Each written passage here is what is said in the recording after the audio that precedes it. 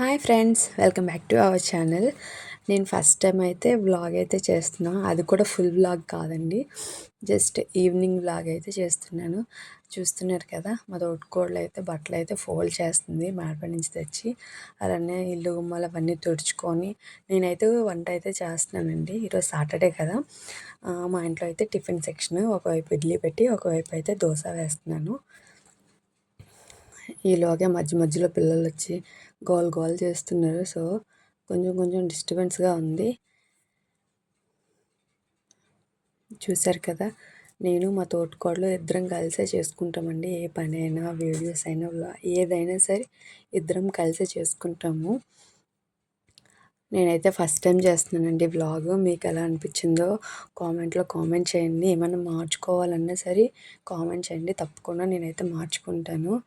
చూసారు కదా, ఈ విధంగా అయితే మేము మా తోటికోడలు నేను కలిపి చేసుకుంటాం. మేము అందరం కలిసే ఉంటామండి. ఇది మా జాయింట్ ఫ్యామిలీ. మా తోటికోడలు వాళ్ళు, మా ఆడపడుచు వాళ్ళు, మేము అందరం కలిసే ఉంటాం.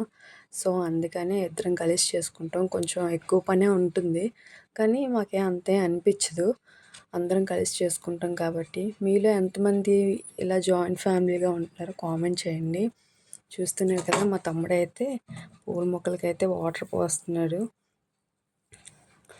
బయట స్నానాలకనేసి వేడి నీళ్ళు అయితే మరగపెడుతుంది మా తోటికోడలు. చూస్తున్నారు కదా, ఈ విధంగా